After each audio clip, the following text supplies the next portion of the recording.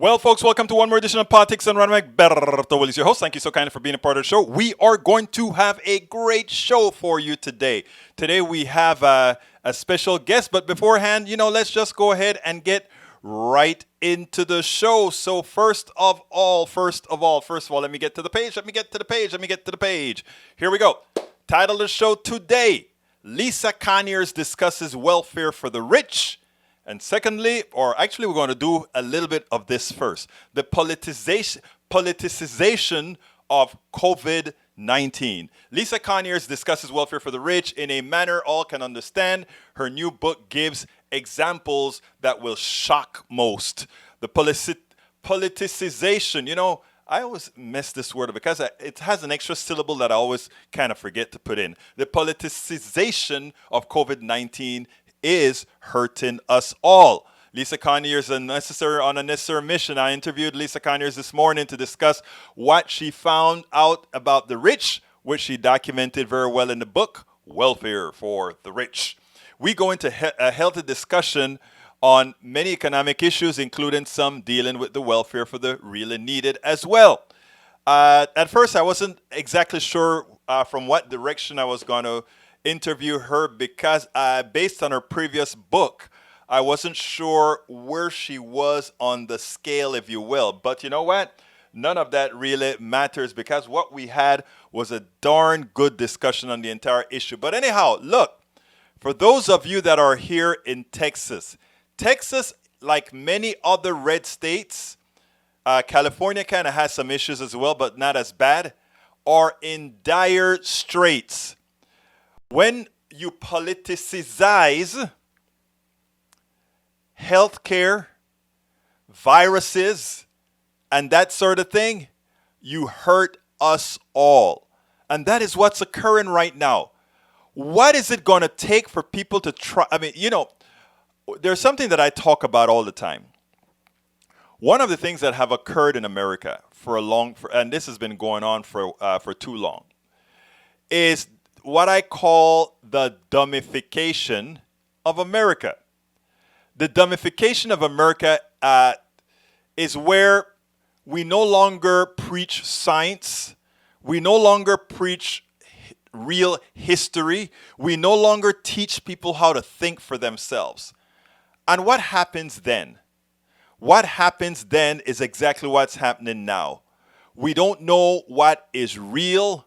We don't know where we are, and it hurts us all. And when it comes to having something like a pandemic, it is worse. And why is it worse? It is worse because you can infect me. I cannot easily protect myself from you infecting me. I don't remember the name of the doctor. Yesterday on MSNBC, he got kind of pissed off. And I could understand why. I want you to listen to what he had to say because it's really prescient. Check this out. We know it couldn't be long. Dr. Vin Gupta laid into the president for what he did in Tulsa and what the implications are. Check this out and then we'll take it on the other side. 2 additional White House advanced personnel have tested positive post-rally in Tulsa. Your reaction to this, and is this just the tip of the iceberg in your view? Absolutely the tip of the iceberg, Brian. This is the worst case scenario. We knew this was going to happen. Beg the president, don't do this. Everybody, public health experts across the continuum on air saying, please don't do this. At least have it outside. Because we knew there was going to be individuals positive, unfortunately, in his own team that would then be potential super spreaders. And what you saw just 2 nights ago was horrific. You saw a bunch of individuals not wearing masks, not obviously socially distancing. And then you had a president say that we should be slowing down testing, which is the exact opposite we should be doing right now. We should be testing everybody that was in that arena now, a week from now, and then doing contact tracing. But is anybody going to do that? No, because the president said, well, hopefully they will. But the president wasn't even saying, let's slow down testing, which is criminal. It's public health malpractice at this point. So this is This is horrific. I'm right now in an ICU caring for COVID patients. This is not what we want to be hearing. So we're very worried about the Tulsa situation and future events like it, because as I understand it, this is not going to be the first of its kind. Doc, where's Mike Pence? The vice president, let's be honest, Brian, I don't want to hear from the vice president because he's just been a megaphone for the disinformation campaign from the very beginning. What I would love to see is Dr. Fauci and Dr. Birx be given the microphone back.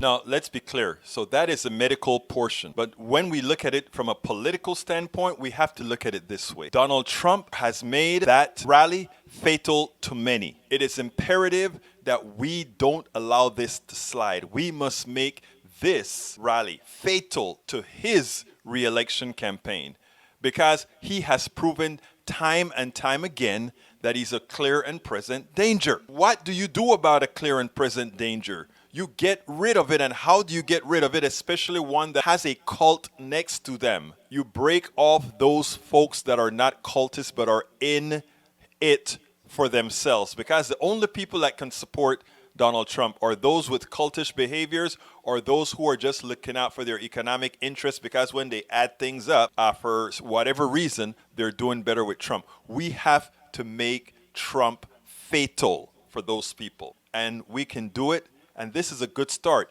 Anybody who would put people's lives in risk like this would put any American's life at risk. Now, the interesting thing is right here in Harris County, we are likely the hot spot in the country with this virus spreading. And it has several reasons. One, the governor has taken away the power of the local authorities to rule the way they need to rule to protect the city, and in the process hurt many of its citizens. We have a large pockets, large segments of those people who abide or follow or believe in all these crazy conspiracy type theories, and they hurt. They hurt us all. They hurt us all. And the combination of idiocy, the combination of lack of scientific knowledge, attached with not being able to govern, which is what the governor has done, created this dilemma in Texas. So what I want to do is I want to play you an interesting interview between the person, the highest level executive in our county, who just had a discussion on MSNBC with Chuck Todd. And then I had some commentary that I want to play after that. So check this out. Harris County Judge Lena Hidalgo, competence in a sea of incompetence. I want you guys to listen to an interview that she did a couple of days ago with Chuck Todd on Meet the Press Daily. She tried her best not to really speak up against the governor, while I think she had every opportunity to point out the incompetence from the governor right up to the president of the United States. Check this out, and then we'll take it on the other side. We are now in a situation where we are coexisting with COVID-19, where we do not have to choose between either returning to jobs or protecting health care. We do have the tools and the strategies in place where we can achieve both of those ends. That was Texas Governor Greg Abbott this afternoon assuring Texans that there are plenty of beds available if they get sick, and that the economy can also reopen, even though for a fifth day in a row, Texas has broken its record for coronavirus-related hospitalizations, with more than 2,500 reported today. And that looks, as you can see there, the curve is going up. The state is also seeing an uptick in new daily cases, a number likely to increase as the state continues to move forward with its reopening plans. Retail businesses can now operate at 50% capacity, and restaurants are now allowed to operate at 75% capacity for dine-in service. And masks are recommended, but they are not required. Today, Abbott gave no indication that he will hit a pause button on reopen, like his peers in Oregon, Utah, and Nevada have done recently. And officials in the state's largest cities, Houston, Austin, Dallas, and San Antonio, though, are sounding the alarm. One of those leaders is around Houston. Harris County, where Houston is located, is the largest county in Texas. And joining me now is that county's top executive, Judge Lena Hidalgo. Judge Hidalgo, I know we had a bit of a technical issue, but old-fashioned telephone works pretty well. We just heard the governor say and reassure this idea that you can both reopen safely and you can handle this influx increase in hospitalization. Is that the story in Harris County? Look, I want to be very clear with people. There's 2 points to this. One, our hospitalizations are increasing for COVID day after day. We're at all-time highs. The 7-day increase and the 14-day increase are all statistically significant. The other point, and I agree here with the governor, is we still have plenty of space. Now, what we have to take away from that is this could change overnight. And I'm not in the business of tempting fate because it's our community, our healthcare system, our lives that are on the line. So what I'm telling my community, Houston, 33 other cities and unincorporated areas, is we're on time right now to not overwhelm that hospital system, but we can't push it much farther. And even though we've got room in our hospitals right now, that doesn't mean we want to see you there. That's the crux of this, is Judge, let's work together to stem this. A couple things. Number one, do you have enough contact tracers in your county, in your opinion, number one? And number two, what are you learning from the tracing? Is this a spike that is spread out, or is there some concentration or rhyme or reason to this? Yeah, and that's what's interesting is obviously there's so much texture to all of this. We launched a contact tracing effort very, very aggressively ahead of schedule when the governor announced the reopening. My commitment was, look, I would have done this in a different way, not as fast, but I'm going to do everything I can to make this succeed. And so we had folks onboarded, an army of contact tracers. We've got over 400 people now, and we have more capacity than the demand. So in theory, yes, we have more. We have the capacity to interview more than the cases that we have each day. We have the capacity to contact more than the contacts that we have each day. But yet, with that, with the testing, with going into nursing homes, everything we're doing, we are not seeing a positive impact in the spread of the virus. We are not seeing our public health interventions really make a dent. And so my hunch is that the numbers are just so high and the degree of spread is so big that we really need the community to pitch in here. When you map out the contacts and the cases, the vast majority of them don't have those epidemiological links. We don't know how they got it, how they're connected to one another. So we're very much at the edge here where we really are tempting fate. And so that's why we need folks to remember we need them to minimize contacts. It's not back to normal. If you could design a gradation of pausing here, what would it consist of? Do you want restaurants back at 25% capacity? Would you like gyms pulled back? Are there a couple things you'd like to see the governor have more leeway on? It's what I'm doing right now and telling the community directly is I no longer have the authority to issue orders and say this needs to be open, this needs to be closed, as I did early on in the crisis. Right. But I do have the ability to communicate with the residents of this county. And so we unveiled a very clear color-coded system. Right now we're at orange, which means we're not at the point where we're right about to run out of hospital space, but we can if we keep going in this direction. And the guidance is minimize all contacts. So if you are somewhere where you can't keep 6-foot distance, where you're sitting close by to somebody for a continued period of time that is not a member of your household, you need to go do something else. And you know, what can you do?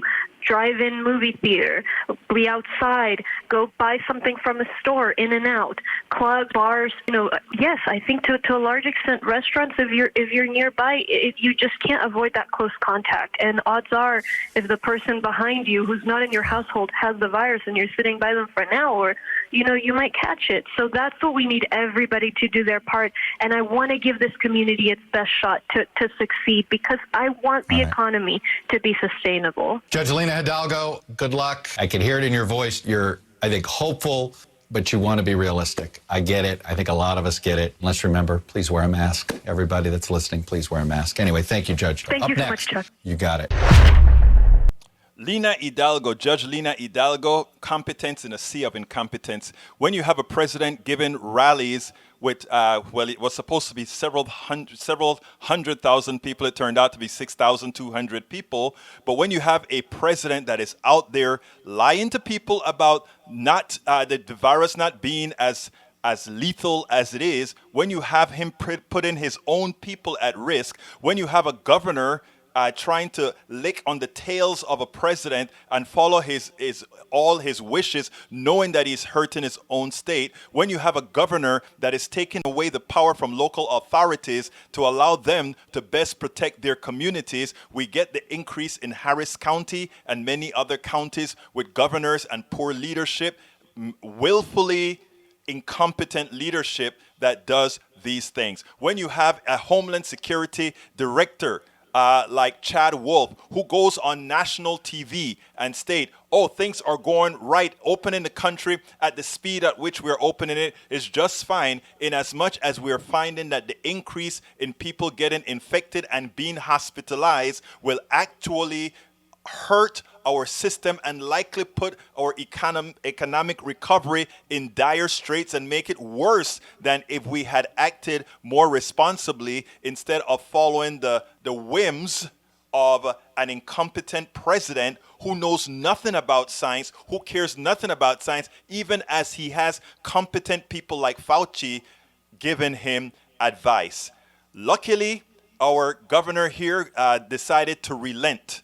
He found an out to relent by the local authorities saying we will force businesses to where we want to be able to force businesses to enforce masks in their locations. Well, suddenly they allow that to occur, allow people to wear masks by command in order to protect society at large.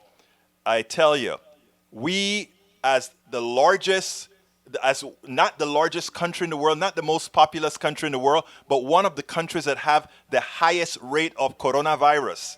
It is sad that the country that claims to be number one is the one that has the hardest time fighting this virus. Lena Hidalgo, competence in a sea of willful incompetence. Wish her well that she can continue to move this county in the direction it needs to be moved, because the old guard has certainly failed the county. The old guard has certainly failed the county. It's time for new leadership, because all these guys are simply playing that good old political game, and this really has got to stop because it is killing people. The governor of Texas is now responsible for a lot of deaths in Harris County. The governor of Texas, because he is following his insipid, unintellectual, science-deprived leader in Washington, is now causing the deaths of many Texans. And many red state governors, because of their intransigence, are killing or maiming or injuring many of their citizens. Remember, it's not only that, well, only a small percentage die, 1%, even though that is many more people than the rest of than any other disease like the flu or whatever. Yes, a lot of people die on average from this coronavirus, but it's in the grand scale of things, I mean, 1%. Oh, so if you lose your 1% of your workforce, you can still kind of recover, right? If you're that capitalistic thinking, using that capitalistic thinking process, you don't really care about humanity, it's just numbers. In slavery, you had to take care of the bodies. In capitalism, you don't even have to take care of the bodies. One body dies, just get the other body. That is the magic about capitalism. It's the most efficient form of slavery there is. But anyhow, so what we have now is governors saying, go to work, kill yourself, because remember, we don't own you anymore. Kill yourself. We'll throw you away and bring the other one in. It's important for you guys to understand this. You see, when I was speaking to our next guest, Lisa Conyers, I explained that to her. I said, that is exactly what happens now. Nobody really cares. The real people that matter in this country are those people that are working the Burger King, sweeping your floor, emptying your garbage. We kind of found that out with this coronavirus epidemic. We kind of found that out because they have to go to work. And because they have to go to work, and because they have to go to work in places where they cannot protect themselves, they die. And then they say, oh, it is those Latinos and black people dying. So Send folks back to work. Send folks back to work. That's what it's all about. Because of who are the ones dying? The ones of the lower economic stature.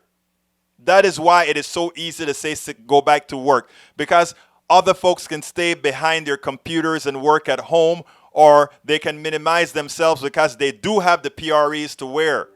They have jobs where PREs are okay to use, even, but you work in certain areas, cutting food, doing you wear your PREs, but because of the state of the condition, you don't really have that much power. So, folks, let's understand that and care about your neighbor. Welcome aboard, Michael Rudnin. Welcome aboard, Michael D. Newton. Welcome aboard, Melissa Noble. Welcome aboard, Mike Seasick. Welcome aboard, Curtis Jacobs. Welcome aboard, Lawrence Sims. AVQ, my brother. Welcome aboard. Look, share. Don't forget, folks, we need you to share these programs. If you haven't shared it yet, all of you that are listening, please share. If you are watching on YouTube, don't forget, go give us a top chat. Go give us a top chat by giving us a super chat. Hit that $sign. Now, we are going to go into this interview, and on the back end, I may have another video to show you about what I did on Tamara's show this weekend, because I think there's some prescient information in that little soliloquy I had on her show. But let's go ahead and get into Lisa, and then we'll take it on the other side. Thank you guys for listening. Please do remember to share. Welcome to one more edition of Politics on Run. I'm Egberto Willis, your host. Thank you so kindly for being with us. We are here with Lisa Conyers, who's the Director of Policy Studies for the DKT Liberty Project, as well as co-author of The Human Cost of Welfare. Conyers works on ways to tackle inequality, protect civil liberties, and improve welfare systems, for example, by reforming drug law policy, encouraging immigration, limiting federal spending, and curbing civil asset forfeiture. Her work has appeared in the Los Angeles Times and Huffington Post. She holds an undergraduate degree in American Studies from George Mason University and a master's degree in management from the University of Maryland. She lives on a sailboat. Yes, I do. In fact, I'm on my boat right now. Lisa, did you know the envy that went through my brain when I heard that you lived on a sailboat? It was like, what a life. It is a life. It's a nice way to live when you're writing books, for sure. Yes, I know. You're writing books, and you can get to think, and you go out on the deck, and the nice salt air is over you. That is great. But anyhow, we really want to discuss the issue about welfare for the rich. And it's a subject that I cover in detail on Politics Done Right quite often. It always comes to pass whenever I'm talking about these issues to remember that movie Wall Street with Gordon Gekko saying, greed is good. Greed is good. So in that light, the first question I want to ask is, define welfare for the rich as you know, because people always think, it's only poor people, lower class folks in Appalachia, people that look like me, those are the ones that really are always searching for welfare. So tell me a little bit about what you define as welfare for the rich. Well, welfare for the rich is the idea that rich people are getting money from the federal purse, right? I mean, we all have this agreement when we pay taxes that we'll give money to the government and they'll, spend it on good things. And they do provide welfare for the poor, right? But you never think about the government taking our tax dollars and giving them to wealthy people that don't need them. And that's our definition of welfare for the rich. It's money that goes from American taxpayers into the federal budget and the state governments also, and goes to the pockets of wealthy players who really don't need the money. And, whether it's in any industry you look at, people are getting all kinds of benefits that they really don't deserve and don't need. Now, you talk a lot. I mean, in one of the ups that you sent me, you had something about how comes we pay for baseball stadiums to build them, and most of us can't afford to go ahead and watch a game in there. Kind of tell us a little bit about that process, because I think that is a first entry. So what sort of an entry that everybody can understand? Oh, yeah. Right out. Stadiums are just, I'm sure we're all aware of just how big business is in professional sports. But stadiums and study after study has shown that stadiums are a really bad investment for cities. They don't, cities don't make money on them. They don't, states don't benefit. Local people often, as you said, can't even afford to go to a game that they're paying for the stadium, but then they can't afford to go to the games. And yet, time after time, football teams, basketball teams, baseball teams manage to convince their local communities to pay for these things. And, they get tax breaks, they get the city to build all the infrastructure for them. And it's pretty absurd because most owners of professional sports teams are millionaires and billionaires. They could afford to do it themselves, but they seem to think that the local people should pay for their stadium for them. Why? Well, it's interesting. If you interview people on the professional sports side, they'll say, "Hey, we bring team spirit to our communities. Look at how look at Seattle. How proud they are of the Mariners, or how proud this other city is of their sports teams, and it brings people together." And they'll make that argument, or that sports is good, and that it's a great way to build community. That's their argument.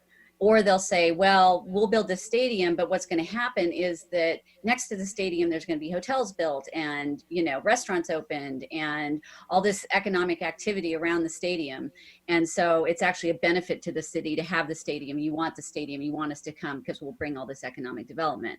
But in practice, that doesn't often happen. It's actually not a moneymaker in all cases. Almost in no case. I mean, right here in Houston, we've built 3 stadiums in the last several years, and nothing has changed for actually 4 stadiums, and nothing has really changed for the people that live around the stadiums.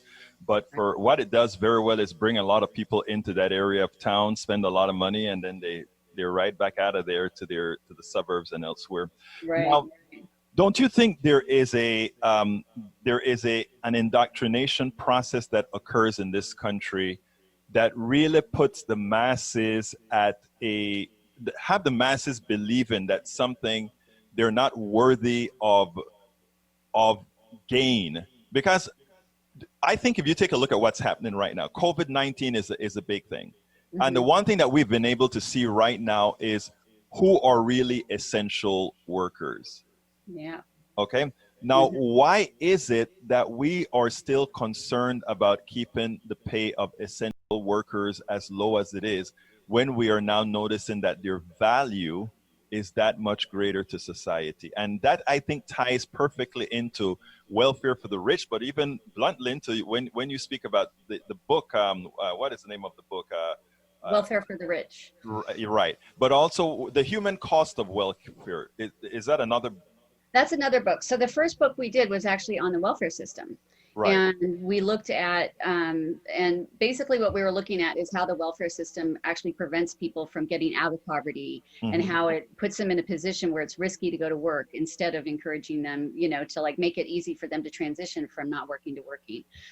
So that was the first book we did. And while we were doing that book, we had people say, well, why don't you talk about all the money that the rich people get from the federal person? We said, well, that's a good follow-up to the human cost of welfare book. And so the second book we've done, which is coming out in August, is Welfare for the Rich, which is all about corporate welfare and that kind of thing. So, but they are tied together. I mean, and what's interesting is, like you said at the beginning of the show, when people talk about or hear the word welfare, they think, oh, poor people getting, food stamps or whatever. But they never think about, what welfare really is, the government saying we need to take care of, a certain population. Well, it turns out that we give a lot of money to corporations and rich people that don't need it. And to me, it's the same exact thing. It's welfare. It's money they're getting from the government, and the government seems to have decided that that's okay, that's perfectly good use of taxpayer funds, which no, I think what is interesting, and I don't know if you guys went through the numerical analysis on it or not, but the welfare that goes to the rich is actually quite a bit more substantial than what goes to the poor. Have you guys, did you guys do the numerics on that at all? It's almost impossible to do, a numeric because it's so broad and widespread. Corporate, the welfare system is pretty defined. I can go into the federal budget. If you read my first book, we have pretty good numbers on all the different programs. But with corporate welfare, I mean, it goes everything from federal, spending to state spending to local spending. And it's so many different categories. It's property tax abatements, it's zoning, special zoning for people, it's farm subsidies. So it's just a ginormous number. It's huge. But I would agree with you that it's probably way more than we spend on, welfare for the poor. Yeah. Now, listening to sort of where you're coming from, what I'm getting from sort of the conversation is, my hunch is that in writing these books, you may lean a little bit more towards less government involvement. Correct? Well, I think that it depends on what the government's doing. I mean, it's everybody would agree. I mean, I would think that there's a pretty standard contract between taxpayers and the government that, hey, we're going to pay taxes and you're going to do services for us. We want a defense, we want rule of law, we want safe cities, we want, streets that, that we can drive our cars on, those kinds of things, right? And then we can argue about some people would say, well, maybe government shouldn't be involved in healthcare or shouldn't be involved in education. And those are arguments that Americans have all the time. But I think that we can all agree that what the government really shouldn't be involved in is tilting the playing field towards wealthy people. And that's what this book is all about, is all the ways that the government is basically taking our dollars and giving them to the rich. And, so if that's what the government's doing, I'd rather they didn't. So if you want to talk about smaller government in that way, I would say, yeah, I'm for smaller government if it'll get them to stop writing checks to Elon Musk and Bill Gates and all these, wealthy people that are billionaires and don't need it in order to function. Well, I tell you what, I'd like to play an experiment with you right now. Why don't you enumerate in your book what are the unnecessary welfare payments that you see that predominates what the wealthy gets, that's undeserved, and as far as welfare for, let's say, the average person from your previous book, and this is a twofer. I'm going to make sure and put both of those books on the blog posts that have you in there, because awesome. I want that contrast, because after that I want to go into I want to explore a couple of other things with you there. So what would you say the people in your first book, where you talk about the people, the welfare system for the poor is stopping them from being for going for a job or doing something more productive, and welfare for the rich, what is it doing? Why it's undeserved? Well, I mean, we did not argue in our first book that welfare was undeserved. We argued that that we wish that the system was more responsive to the needs of people, instead of just telling people, because for both books, so for the last 10 years, I've been traveling around the United States doing interviews. Mm-hmm. So for the first book, I interviewed a lot of people on welfare all over the country. And then for the second book, I did a lot of interviews of people, either wealthy people who are getting money or the people who are affected by the fact that these wealthy people got money. So in the first book, we just argued that instead of telling people, look, we'll give you we'll give you food and housing and healthcare and all that, but we don't want you to go to work. And the minute you earn $1 over $12,000 a year, we're going to cut all your benefits. We're just going to make it so risky to go to work that you're just going to not go to work. And to me, that's a pretty logical. I mean, if I were in that position and I was like, well, I'm taken care of right now, but if I take that job, which I could lose, then I'm going to lose all those, supports that I get. And we argue that why don't we make it such that we'll help you, but then we'll also help you get out of poverty, get into a job. We won't take all your benefits away right away. We'll give you a chance to transition. And that was our main argument. And we just felt that people would be happier if, the people that I interviewed would tell me, they'd be like, I feel I'd much rather be working than taking this welfare money. But the government's put me in a position where if I'm going to lose everything, I'm going to lose my kids' health insurance, I'm going to use my subsidized housing. I mean, let me interrupt you a second, because I'm so happy that you said that, because that is exactly right. I mean, I've spoken to a whole lot of people as well on welfare, and the reality is there are a few of them that it's systemic for few. But mm-hmm. the vast majority of folks want to go out there and be as independent as they can. And that little bit that is systemic, you don't care about those really, because it is such a small amount, but mm-hmm. that is what propaganda, that is what our news media highlights when they're talking about these issues. Right.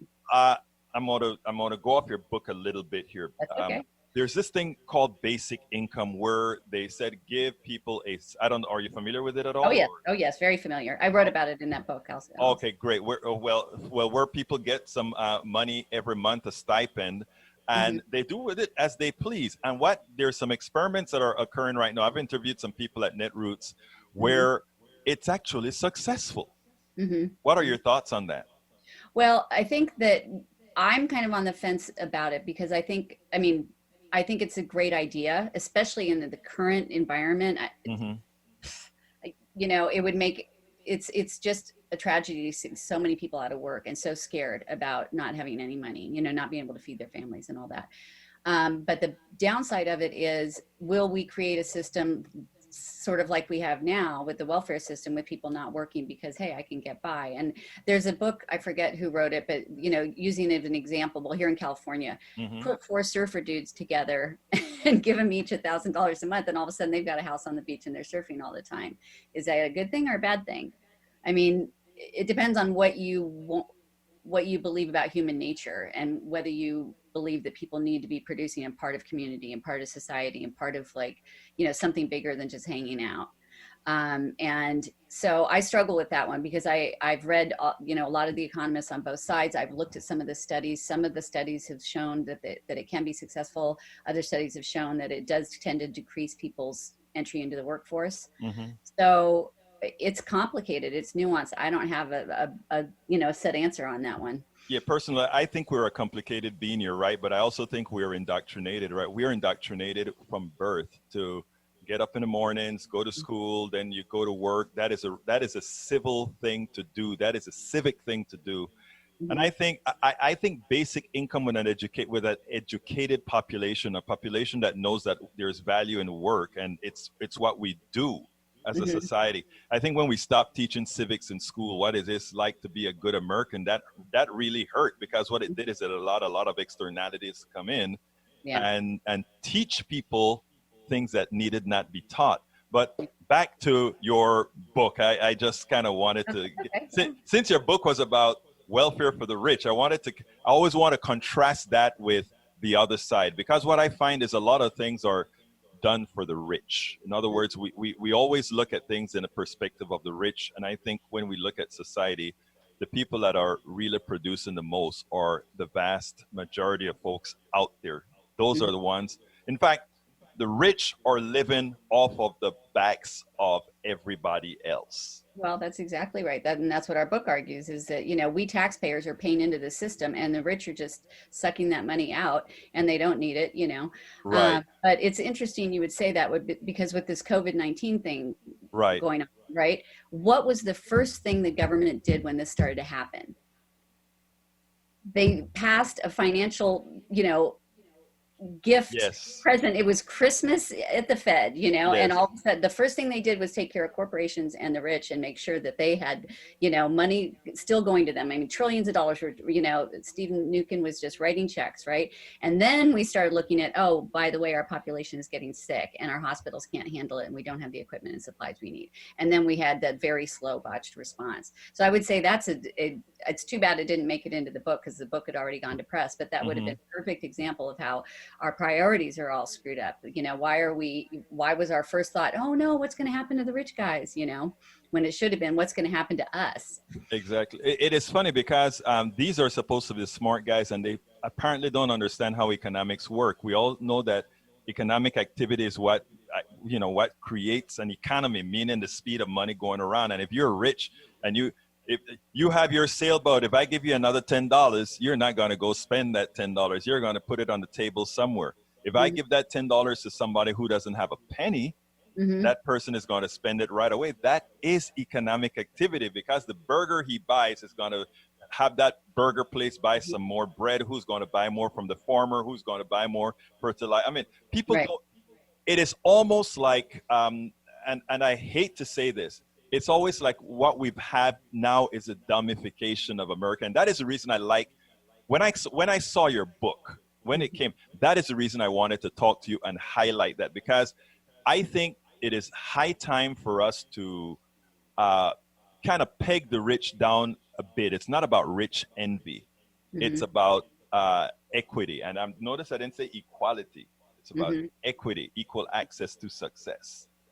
Oh yeah, absolutely. And I think that, you know, and when you said that about how people will spend money, if you give people, you know, $10, they'll go and spend it. Where the corporations, what did they do with the money they got with these last bailouts? They banked it. They didn't spend it. and then they let hundreds and hundreds of employees go, and so I think that money could have been so much better spent getting into the hands of the people, people who rely on a check coming in every month, rather than being, to prop up these corporations. Boeing got $17 billion and they haven't built a functioning airplane in a decade. Right. What's that all about? So that's, I mean, my book is just chock full of examples of these systems that are just set up by the rich to protect their money, or their property, and the effect that it has on taxpayers and the poor. And I think that is important. So I mean, writing a book like that, and even after writing the previous book that you have, which I'm going to go get myself, because I've always wanted to see more of these types out there, because we just don't. There's a lot of writing out there, but what I find it's either too much. How should I say this? I don't call it extreme, because I'm an extreme lefty, but a sensible extreme lefty, if you will. In other words, one that wants things to work, one that believes what it seems like what you believe about, are billionaires really? Are there really billionaires? Mm-hmm. Is there anyone that should be a billionaire? Right. Well, I always look at it as a human being. It's that body. How can that one person have that value? That's not even logical, how, and then, I mean, I grew up in the developing world. I grew up in, places like Bangladesh and India and Afghanistan. And, one American can support what we produce, what we use and consume, can support, one American support a whole village in Bangladesh. I mean, the inequity there, the unbalance of that is just, shock me. And that, but Lisa, the thing about it is, that is what we learn. That is by design, right? In other words, we learn that if I'm new to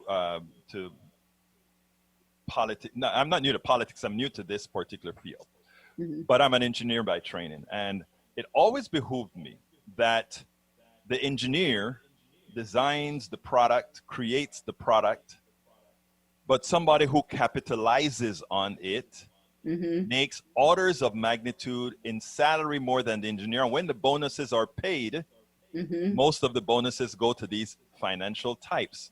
Yeah. And that permeates the entire system called, and I don't want to get you in trouble with your book, but called capitalism.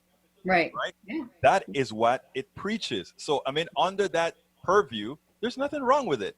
It promotes, in my opinion, I'd love to hear your opinion, it promotes inequality, because it says that your worth is that whatever the worth that you have, which is whatever they are able to make on your worth, isn't yours. Right. Yeah. Well, and the thing is, it's funny that you would say that about capitalism, because I think that the capitalists in our country, the capitalists that are, get that I describe in my book, are actually very much not capitalists. They're not pulling themselves by their own bootstraps and making their own money. They're taking massive amounts of money from the government. And wait a minute, what is that called? People call that, I think, socialism. Yeah. They want, right. Wait a minute, all those people, who live, that's bad. But what are these capitalists doing? They're doing exactly that. And it doesn't matter whether it's Bill Gates or Elon Musk or these sports stadium owners, it's all, they're all just saying, well, yeah, they'll tell you that they, built their own empires, right? But then when you go look at their balance sheets, no, they didn't. They had all kinds of subsidies and supports and gifts from the taxpayer that they don't mention. They never mention that in their books about how they got rich. And there are very few people that have the guts to say that, because it's not the right thing to say in our system. That somebody once said, you didn't make that, and got into a whole lot of trouble for saying that. Right. Yeah. Unfortunately, it was true, but it was walked back. Right. Well, yeah, I mean, I've been told that I'm crazy for writing this book and I'm going to get in trouble, and those guys have resources and I should be scared. And it's like, well, I'm just calling it what it is, right? I mean, we're just pointing out this stuff is all available on the public record. Anybody can look this stuff up. Anybody can Google, Elon Musk tax subsidies, and it'll come, but people don't like to hear that. Yeah, they like to believe that he's this really, really cool dude that built SpaceX all by himself, or Bill Gates with all the things he's done. And I use them because they're very well-known names, but there's plenty of billionaires who are playing the same game, and they'd all like you to believe that they did it all by themselves, and and they never want to talk about the fact that they take subsidies. Well, crazy. That is great. That is great. Well, Lisa, I enjoyed talking to you, and I want you to keep writing books like this. You'll be featured here anytime because people need to know this stuff. What would you have liked me to ask you that I didn't ask you? Oh, I mean, if we had all day, I'd love to tell you stories from the book and some of the crazy, things that I learned that I didn't know before I started the book. Just how big and massive this system is. I mean, I think most of us know about, farm subsidies or, like you said, stadiums, but you'd be surprised to know just how many different parts of your life are touched by these systems that are all slanted towards getting your Well, tax. give me a couple, Lisa. Yeah. Well, I mean, for example, I didn't know much about tariffs until I started this book. And it turns out that a lot of the tariffs, which, Donald Trump calls himself a tariff guy, right? And he was imposing and still continues to impose a lot of tariffs. But a lot of tariffs are actually slapped onto goods that poor people buy. If you look at tariffs on shoes, expensive shoes don't have a tariff on them. Cheap shoes have a big tariff on them. And there are all kinds of examples of things that the poor would buy and use in their everyday life. Backpacks for school, just different things like that. Work boots have a huge tariff. High-heeled shoes don't have a tariff. Well, who needs work boots? Somebody who works in construction. So if you go through the tariff guide, there's all these examples of where the poor can't even get a break on what they're buying, to wear to work or to wear to school. And that was one that I had no idea about. And now tariffs have become a big conversation, another one is the energy industry and how much the subsidies, like we'd like to believe that all these tech guys are like really, they're not taking government money. Well, sure they are. All of the data that you have on your phone is being stored at data centers that are getting massive subsidies. They don't pay property tax and things like that. So that's just crazy how this affects so many different parts of our lives. Lisa Conyers. The name of the book is Welfare for the Rich. Look, thank you so kindly for having been here on Politics Done Right. I'd love to have you again. I'm waiting for that third book. Whatever number of book, but what's the next book gonna be? Well, I'm hoping to find a way to write a book about all these bailouts that are happening right now. So I have to find somebody that'd be willing to, to send me out for the next 4 years and write about that. I would love to do it. I'm sure you will. All right. Lisa Conyers, thank you so kindly. Politics Done Right. You have a wonderful rest of your day. All right. Thank you. You too. Well, folks, I hope you enjoyed that. That was I did that today. Her book. I'll have a link to her book and all of that, both in her independent blog, the independent blog post that I'm going to write on her interview, plus under this particular blog for the show today. Anyhow, I don't think I have enough time to play the other piece. So what I'm going to do is I'm going to go through the first. Welcome, Rose. How are you doing, my friend? Let's see if anybody else showed up other than Rose that I haven't already acknowledged. Para ver.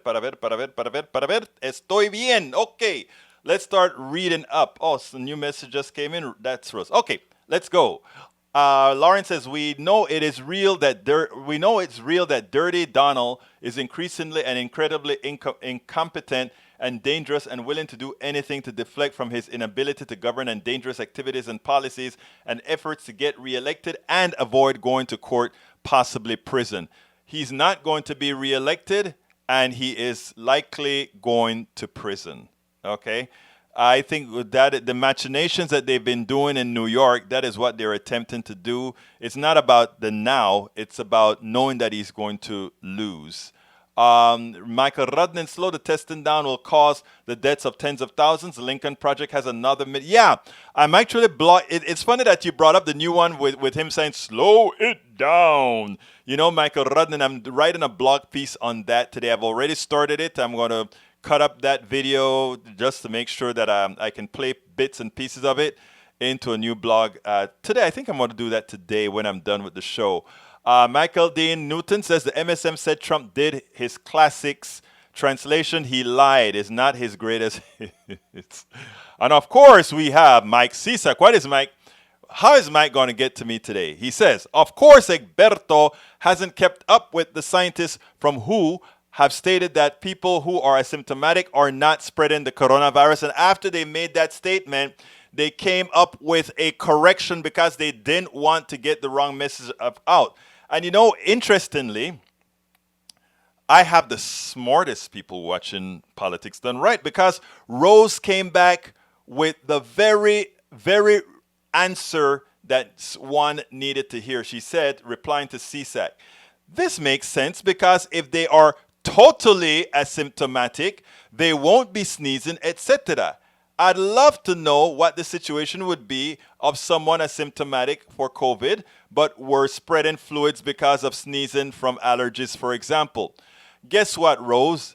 You are so smart because that is the answer. It's not even like magic or doctor or medicine you need to know, right? The virus spreads if you have the virus. In other words, if you have the virus and you put the virus on somebody, that's what spread and cause. If that person is asymptomatic, but when they tested that person had the virus, if the fluids from that person goes on to somebody else in their areas of absorption, of course that person is going to get the virus as well. What they're talking about is an everyday activity, because you're not, and Rose, you hit it on the money. You're not sneezing, you're not putting out those fluids, etc., etc. You just have the body chemistry that is resistant to the drug. Many people have body chemistries that is resistant to certain types of cancers. Many people have the body chemistry that is resistant to certain diseases. As an example, black folks don't have great resistance to whatever it is that causes sickle cell. Other people do, whatever gene mutation or whatever is there. I mean, it is, and when I say, I shouldn't even say black people, certain types of black people.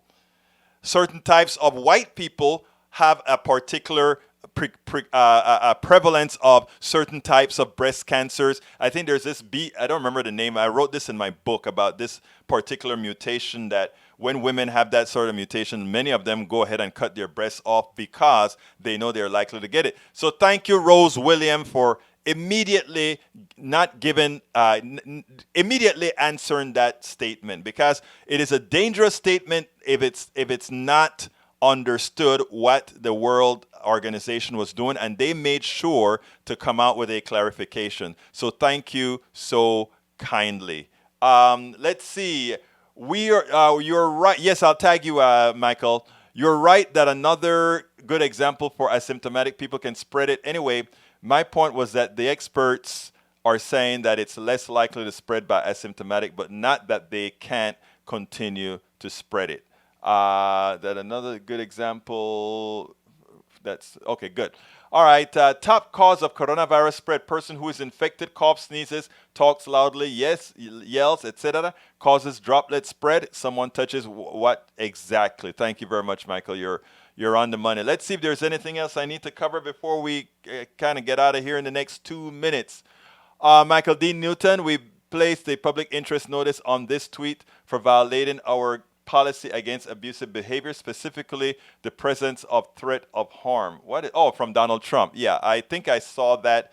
Actually, that was in my thread because I follow the great Donald, Civil asset forfeiture, dirty cops stealing from people they arrest. Total amount exceeds all burglaries and other petty theft. Guess going to talk about this? Oh, you know what? Maybe I should let me check that out. That is very interesting, because, people like to praise the police. I have never praised the police. I praise people who do good. If there was a police that treated me with respect, I wrote a blog about him, he got a commendation. If a police does wrong, we tear into him. They're nothing special. They just represent what all of us represent. Anyway, we got to get out of here. But before we get out of here, you know what I got to do. I got to say, folks, please, please, please consider subscribing to Politics Done Right. We do need your subscriptions. To subscribe, please go ahead and subscribe at patreon.com/politics done right. That is, I just put it into the feed.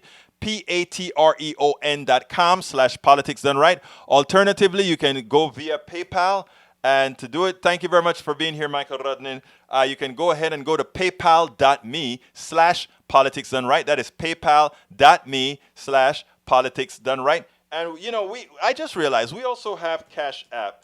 So you can go here, Politics Done Right, on Cash App as well. I think that's it. I forgot the S in there. Politics Done Right on Cash App.